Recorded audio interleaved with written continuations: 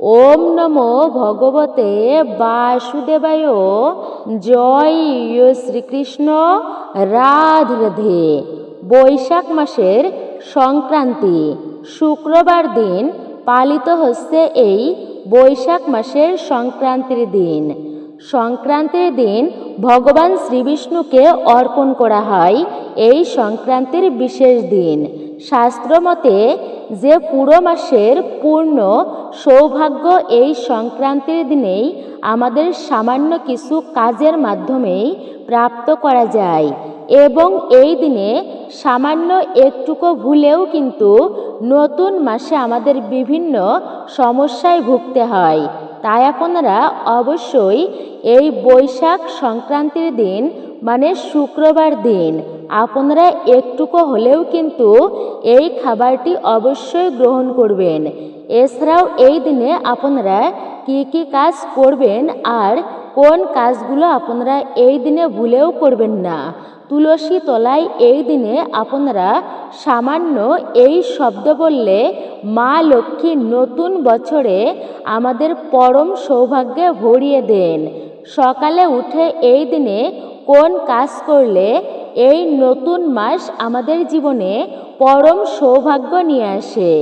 এছাড়া এই দিনে কোন খাবার আমাদের একেবারেই খেতে নেই মানে সংক্রান্তির দিনে কোন দান করা এই দিনে সর্বশ্রেষ্ঠ বলা হয়েছে কোন দানকে। আমাদের আজকের ভিডিওটি আপনাদের জন্য খুবই গুরুত্বপূর্ণ হতে চলেছে। তাই যদি নতুন মাসে আপনারা যদি চান যে আপনাদের জীবনে পরম সুখ শান্তি ও সৌভাগ্য নিয়ে আসুক এই নতুন মাসে, তাহলে অবশ্যই কিন্তু আপনারা আজকের ভিডিওটি শুরু থেকে শেষ পর্যন্ত ভক্তি ও মনোযোগ সহকারেই শ্রবণ করবেন। নমস্কার, আমি দীপা। দেশ ও দেশের বাইরে থেকে যে সকল দর্শকেরা এই মুহূর্তে আপনারা ভিডিওটি অন করেছেন তাদের সবাইকে সুস্বাগত জানাই রায়কিশোরী দীপা তথা সনাতন ধর্মীয় তথ্যমূলক চ্যানেলে। আমি সর্বদাই চেষ্টা করি সনাতন ধর্মের এমনই সকল গুরুত্বপূর্ণ বিষয়গুলি আপনাদের সামনে উপস্থাপন করতে, শেয়ার করতে। আসুন কিছুক্ষণ সময় প্রত্যেকে একসঙ্গে ধৈর্য ধরে আজকের এই গুরুত্বপূর্ণ বিষয় প্রসঙ্গে আমরা বিস্তারিতভাবেই জেনে নিই। ভিডিওটি শুরু থেকে শেষ পর্যন্ত আপনি ভক্তি ও মনোযোগ সহকারে শ্রবণ করে থাকলে অবশ্যই ভিডিওতে একটি লাইক করবেন এবং কমেন্টে জয় শ্রীকৃষ্ণের জয়, জয় শ্রীবিষ্ণুর জয় অথবা আপনার গুরুদেবের নামটি একটি বারের জন্য হলেও লিখে জানাবার জন্য বিশেষভাবে অনুরোধ জানাচ্ছি। নিশ্চয় আপনি এই ভিডিও থেকে উপকৃত ও সমৃদ্ধ হবেন। একজন সনাতনী বোনকে আপনারা সাপোর্ট করবেন আমি আশা রাখছি। চ্যানেলটি সাবস্ক্রাইব করে পাশে থাকা নোটিফিকেশন বেল আইকনটি প্রেস করে রাখুন। তাহলে চলুন প্রবেশ করি আজকের মূল ভিডিওতে। আপনারা আপনাদের জীবনে সুখ শান্তি সমৃদ্ধি পেতে চান বা যদি আপনার ইচ্ছা পূর্ণ করাতে চান তো অবশ্যই আপনারা এই প্রক্রিয়াটি আপনারা এই ভিডিওটির মাধ্যমে যে কথা বলা হবে সেটি অবশ্যই করবেন। প্রতিদিন সকালে ঘুম থেকে ওঠার পর এভাবেই নিজের মনের ইচ্ছা ঈশ্বরকে অবশ্যই বলবেন। দেখবেন কিছুদিনের মধ্যেই আপনার জীবনে সুখ শান্তিতে ভরে উঠেছে। আমাদের হিন্দু শাস্ত্র মতে প্রত্যেক দিন যদি কোনো ব্যক্তি এই প্রক্রিয়াটি করতে পারে তো অবশ্যই তার জীবনে সুখ শান্তিতে ভরে ওঠে, মানসিক চিন্তা দূর হয়, মনে আসে এক অপার আনন্দ। ঈশ্বরের কৃপায় তার জীবনে এতই উন্নতি হয় যে আশেপাশের সমস্ত ব্যক্তি দেখে তা অবাক হয়ে যায়। আপনারা কয়েকদিন নিষ্ঠাভাবে এই প্রক্রিয়াটি করতে পারেন, তবে আপনারা কিছুদিনের মধ্যেই এর প্রভাব লক্ষ্য করবেন। এই ভিডিওতে আমরা জানাবো যে সকালবেলায় ঘুম থেকে উঠে আপনারা কি করবেন। সবার প্রথমে নিজের হাতের তালুর দিকে তাকিয়ে ঈশ্বরকে ধন্যবাদ দেওয়া উচিত, অর্থাৎ হাতের তালু দর্শন করা উচিত। কারণ বহু মানুষ হয়তো রাতে ঘুমানোর পর তারা আর সকালে ঘুম থেকেই ওঠেনি। বহু মানুষ রাতের বেলায় তার প্রিয়জনকেই হারিয়েছে, কিন্তু ঈশ্বরের বিশেষ কৃপা যে আমাদের সাথে এমনটা কখনোই হয়নি। তাই এই জন্য আমাদের সকালবেলা ঘুম থেকে উঠেই হাতের তালুর দিকে তাকিয়ে পরমাত্মাকে ধন্যবাদ দেওয়া অবশ্যই উচিত। আমাদের এই হাতের তালুতে সমস্ত দেবদেবীর বাস হয়, তাই নিজের হাতের তালুর দর্শন করে মনের ইচ্ছা বলে সমস্ত দেবদেবীর আশীর্বাদ একসাথেই প্রাপ্ত হয়। সকালে উঠেই নিজের হাতের তালু দেখা অত্যন্তই শুভ বলে মানা হয়, কারণ হাতের তালু দর্শনের মাধ্যমে বলা হয়েছে হাতের তালুতে অগ্রভাগে রয়েছে মা লক্ষ্মী, হাতের তালুর মাঝখানে বিরাজ করেন মা সরস্বতী, আর তালুর ঠিক নিচেই বিরাজ করেন স্বয়ং গোবিন্দ শ্রীকৃষ্ণ। তাই এর জন্য আমাদের শাস্ত্রেই ঘুম থেকে উঠে হাতের তালু দর্শন করতে হয়। বারবার বলা হয়েছে এই কথাটি। জন্মের সাথেই আমাদের উপর 3টি ঋণ চেপে যায়, আর তা হলো পিতৃঋণ, দেবতা ঋণ আর এই প্রকৃতির ঋণ। নানান রকম সমস্যা লেগেই থাকবে। তাই এই জন্য আমাদের সকালে ঘুম থেকে উঠেই এইভাবে নিজের মনের বাসনা সমস্যাগুলি যদি ঈশ্বরকে আমরা বলি, তারপর যদি ধন্যবাদ দিই, তো জীবনের সমস্ত সমস্যা বাধা বিপত্তি সব নিমিষেই ধীরে ধীরে তা কেটে যাবে। তাই এর জন্য আমাদের যা করতে হবে, সকালে ঘুম থেকে উঠেই নিজের হাতের তালুর দিকে তাকিয়ে এই মন্ত্রটি 3 বার জপ করতে হবে। আর সেই মন্ত্রটি হলো ওম পরমাত্মনে নমঃ, ওম পরমাত্মনে নমঃ, ওম পরমাত্মনে নমঃ। এইভাবে মন্ত্রটি পাঠ করার পর নিজের মনস্কামনা ঈশ্বরকে বলবেন। তারপর ঈশ্বরকে ধন্যবাদ দিয়ে বিছানা থেকে মাটিতে আপনারা পা দেওয়ার আগে ভূমাতাকে প্রণাম জানাবেন, অর্থাৎ বসু মাতাকে ভক্তি ভরে প্রণাম জানাবেন। তারপর মাতাকে ধন্যবাদ দিয়ে ভক্তি ভরে প্রণাম জানিয়ে আপনারা আপনাদের ইষ্টের ইষ্ট দেবতার আপনারা স্মরণ করবেন। তারপরে আপনারা ঈশ্বরের দর্শন করবেন। তারপরে মা বাবাকে প্রণাম করে সূর্য নারায়ণ দেবকে প্রণাম করে আপনারা বলবেন যে আজকে আমার এই দিনটি যেন খুবই ভালোভাবেই অতিবাহিত হয়। আমাদের শাস্ত্রের অনুসারে 4টি মাসকে সর্বশ্রেষ্ঠ মানা হয়েছে। বৈশাখ মাস, কার্তিক মাস দামোদর মাস, মাঘ মাস এবং ভাদ্র মাস। এই সকল মাসের থেকে বৈশাখ ও কার্তিক মাসকে সর্বশ্রেষ্ঠ মানা হয়েছে। কার্তিক মাসে যেমন রয়েছে প্রদীপ দানের মাহাত্ম্য অনেক গুণ বেশি, তেমনি বৈশাখ মাসেও রয়েছে জলদানের মাহাত্ম্য। শাস্ত্র বলছে যে এই মাসে বেশি করে আমাদের পুণ্য অর্জন করা উচিত, কারণ এই মাসে সামান্য কিছু কাজের ফলে সারা বছর আমাদের বাড়িতে সৌভাগ্যে ভরে ওঠে।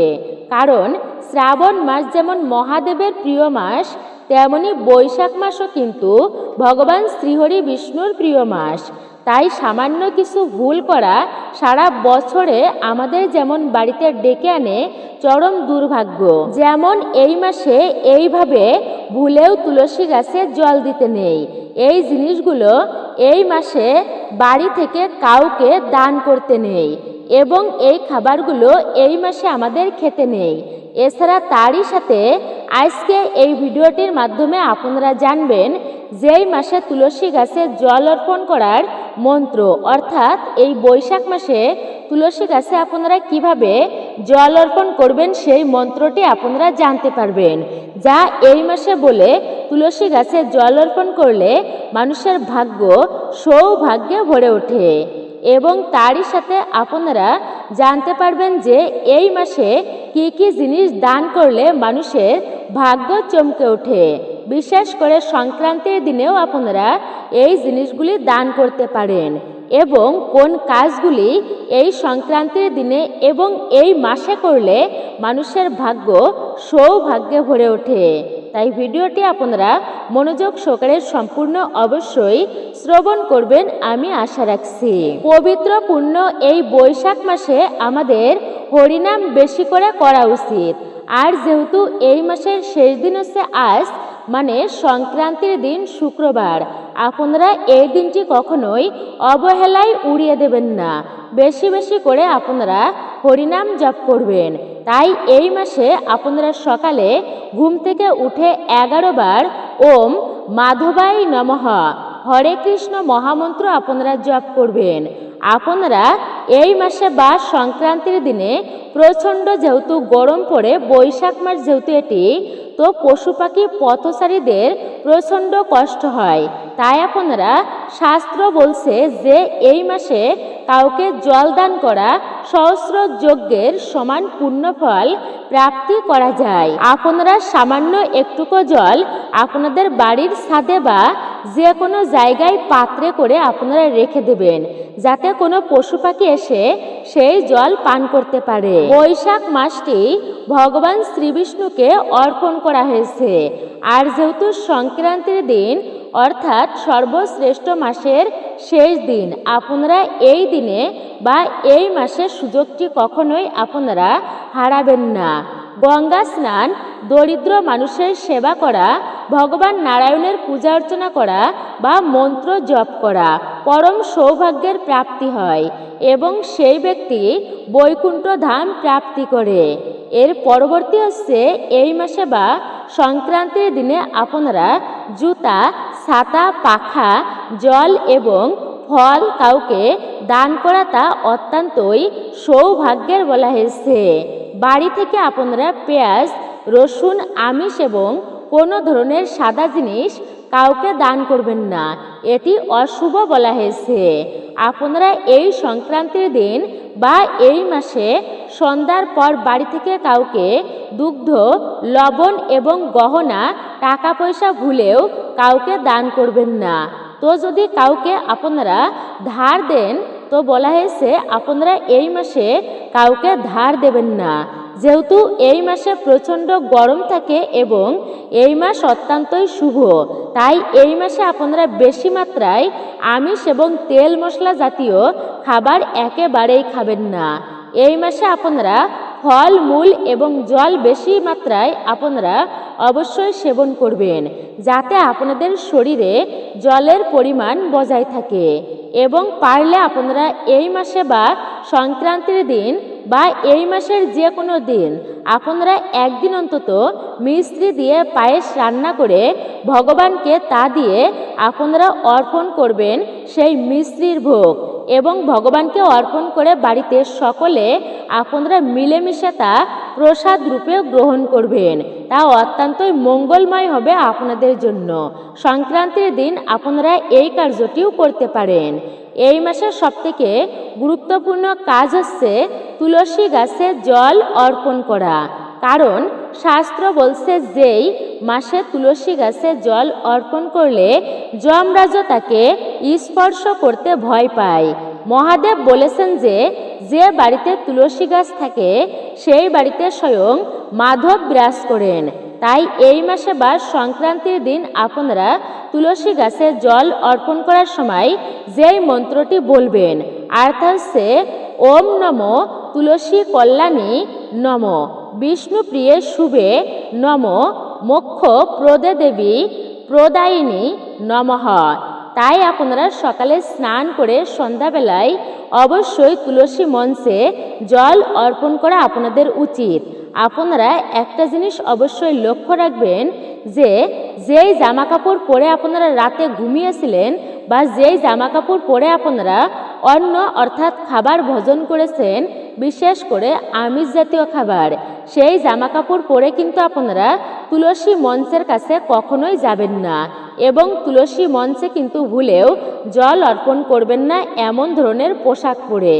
এবং এঁটো কাটা, জুতা, নোংরা ময়লা আবর্জনা যেন তুলসী মঞ্চ থেকে দূরে থাকে। কোনো রকমের খারাপ চিন্তাভাবনা নিয়ে আপনারা তুলসী মঞ্চে একেবারেই জল অর্পণ করবেন না, কারণ এই সমস্ত কার্যে মা তুলসী দেবী অত্যন্তই রুষ্ট হয়ে যান, মা মহালক্ষ্মীও রুষ্ট হয়ে যান অত্যন্তই। বাড়িতে এই দিন ঠাকুরকে ভোগ না দিয়ে কিন্তু আপনারা কোনো রকম খাবার খাবেন না, বিষয়টি মনে রাখবেন। তাই সকাল সকাল আপনারা স্নান করে ভগবানের পূজা অর্চনা করার পর ভগবানকে ভোগ দেওয়ার পরই আপনারা প্রসাদ রূপে তা গ্রহণ করে দিনটি শুরু করুন। এর পরবর্তী হচ্ছে আপনারা এই দিন স্নান করে আসার পর সূর্য নারায়ণ, দেবী লক্ষ্মী আপনারা তাদেরকে অবশ্যই অর্ঘ্য নিবেদন করবেন। আপনারা দেবী লক্ষ্মী এবং ভগবান শ্রীবিষ্ণুকে অবশ্যই অভিষেক করবেন। কিভাবে আপনারা জল অর্পণ করবেন এবং কি মন্ত্র আপনারা পাঠ করবেন তা আপনারা অবশ্যই জানতে পারবেন। ধৈর্য সহকারে আপনারা ভিডিওটি সম্পূর্ণই শ্রবণ করুন। সংক্রান্তির দিন আপনারা বাড়িতে কোনো রকমের আমিষ খাবার রান্না করবেন না এবং খাবারে যদি আপনারা এই দিন কালো তিল মিশিয়ে খাবার খেতে পারেন তাহলে খুবই ভালো হয়। এর পরবর্তী হচ্ছে এই দিনে আপনারা কারোর সাথে কোনো রকম ঝগড়া ঝামেলায় জড়াবেন না, কারণ মনে করা হয় এই দিনে আপনারা কোনো রকমের দুঃখ দেবেন না কাউকে। যদি আপনারা এই দিনে কারোর মনে কোনো রকম দুঃখ দিয়ে থাকেন আপনারা সারা জীবন সেই দুঃখের ফল আপনাদেরকে ভোগ করতে হবে।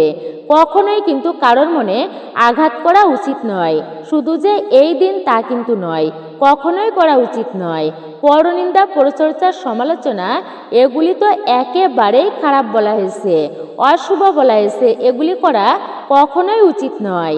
এই দিনে যদি আপনাদের বাড়িতে কোনো গরিব দুঃখী বা ভিখারি ব্যক্তি আসে তো ভুলেও কিন্তু তাদের আপনারা খালি হাতে বাড়ি থেকে ফেরাবেন না, কারণ মান্য করা হয় যে এই দিনে কিছু দান করলে মানুষের বহু গুণ দুর্ভাগ্যের অর্থাৎ পাপের নাশ হয়ে যায়।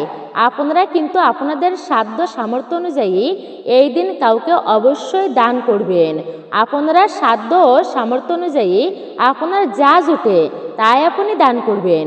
এই দিন আপনারা যতটা পারবেন পরিষ্কার পরিচ্ছন্ন থাকার চেষ্টা করুন। নোংরা জামা কাপড় কিন্তু আপনারা এই দিনে ভুলেও পরবেন না।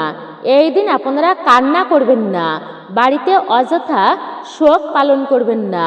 সকলের সাথে এই দিন ভালো ব্যবহার করুন। বিশেষ করে উৎসব রূপে এই দিনটিকে আপনারা পালন করুন। এই দিনে কিন্তু মহিলারা বা মায়েরা আপনারা ভুলেও মাথায় সাবান শ্যাম্পু দেবেন না। গাছপালা, নখ, চুল, দাড়ি আপনারা এগুলি কাটবেন না। এই দিনে অশুভ গ্রহের দোষ লাগবে, তাই অবশ্যই মেনেই চলবেন। কোনো রকমের অশ্লীল কাজ কিন্তু এই দিনে আপনারা ভুলেও করবেন না। যতটা পারবেন এই দিন আপনারা ঈশ্বরের কর্ম করুন, ঈশ্বরের নাম জপ করুন, তার সেবা পূজা অর্চনা করুন, পুণ্য অর্জনের কাজ করুন। আপনারা এই দিনে নতুন চাল, দুগ্ধ এবং খেজুরের গুড় মিশিয়ে পায়েসের মতন রান্না করে আপনারা ভগবানকে তা ভোগ নিবেদন করবেন। আর ভোগে অবশ্যই তুলসী পাতা অর্পণ করবেন এবং তা প্রসাদ রূপে বাড়িতে সকলেই এটি গ্রহণ করবেন। এবং যদি একদমই আপনারা এই দিন পায়েস রান্না করতে না পারেন তো সামান্য খেজুরের গুড় আপনারা ভগবানকে ভোগ দিয়ে তা গ্রহণ করবেন।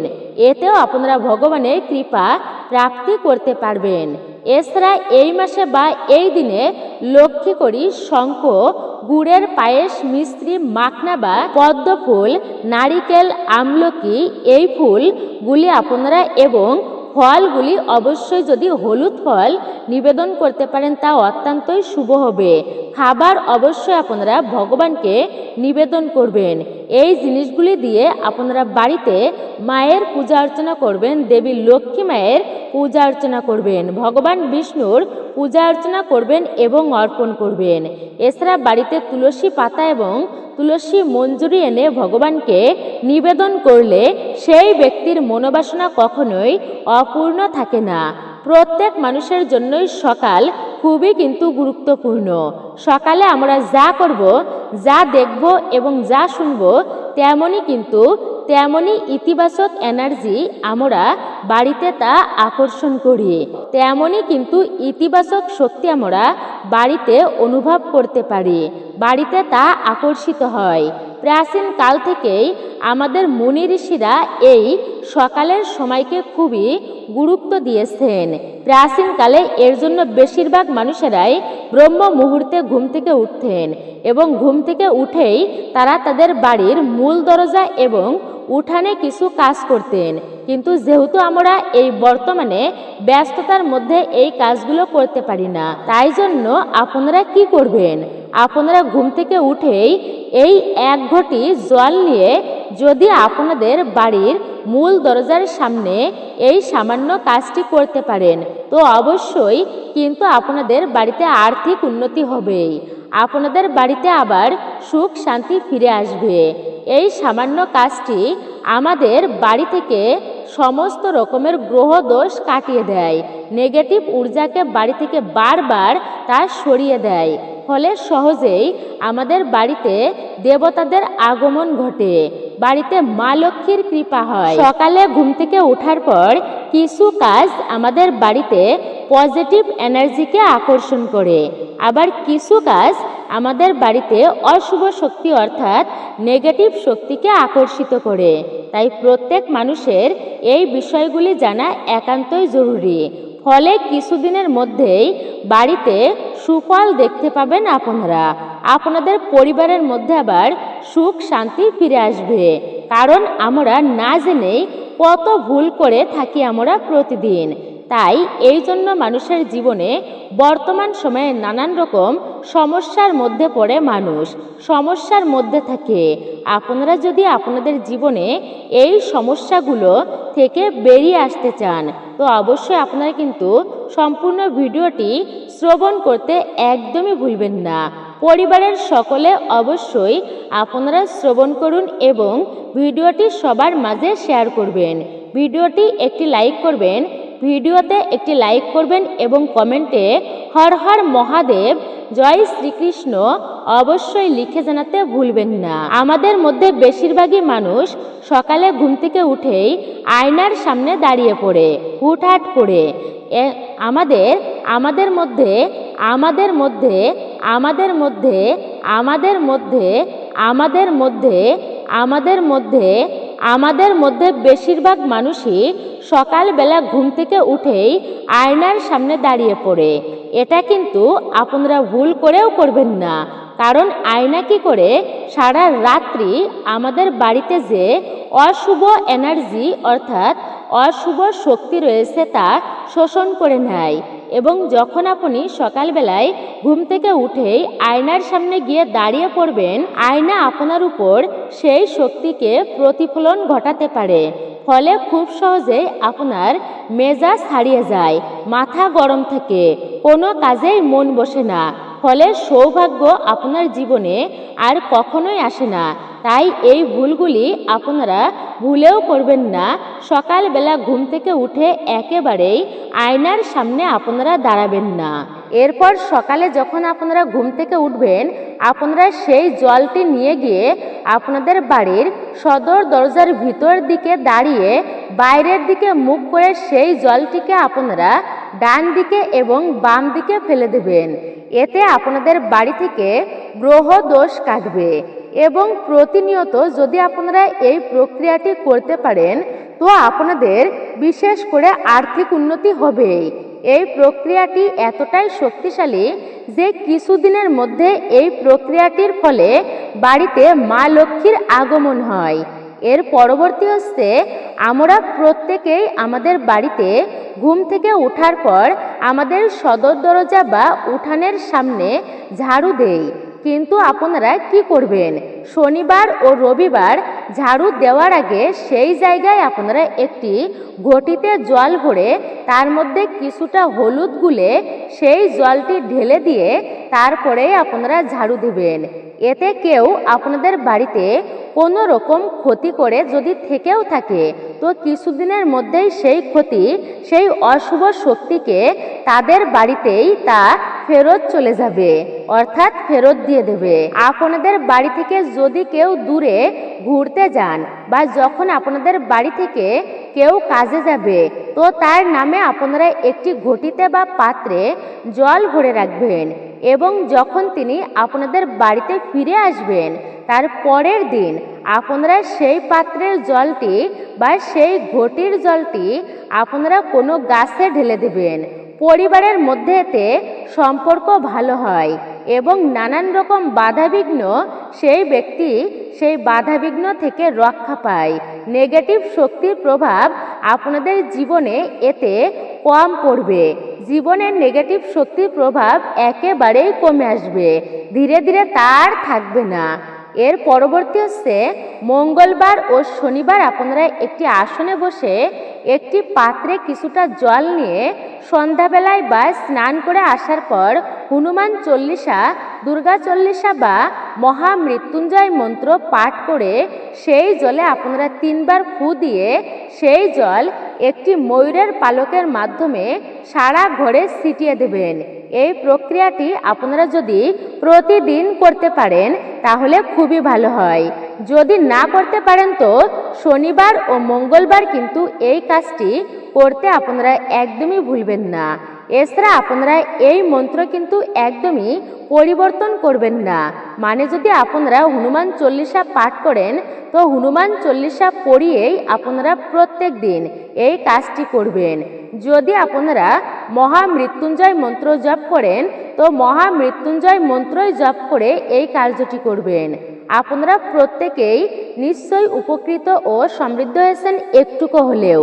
মূলত এটাই ছিল আমাদের আজকের ভিডিওটি আপনার কাছে কেমন লেগেছে মূল্যবান মতামত জানাতে একদমই ভুলবেন না। আর আপনি যদি আমাদের চ্যানেলের নতুন দর্শক হয়ে থাকেন তো বিনীতভাবে অনুরোধ করছি চ্যানেলটি অবশ্যই সাবস্ক্রাইব করবেন, পাশে থাকার নোটিফিকেশন বেল আইকনটি অল করে দিবেন। সকলে ভালো থাকুন, সুস্থ থাকুন, পরম করুণাময় ঈশ্বরের অশেষ কৃপায়। চ্যানেলটি অবশ্যই সাবস্ক্রাইব করবেন, একজন সনাতনী বোনকে আপনারা সাপোর্ট করবেন আমি আশা রাখছি। নতুন পুরাতন সকল দর্শককেই অসংখ্য ধন্যবাদ। আমাদের চ্যানেলের ভিডিওটি এত সময় দেখার জন্য আপনার কাছে কৃতজ্ঞ।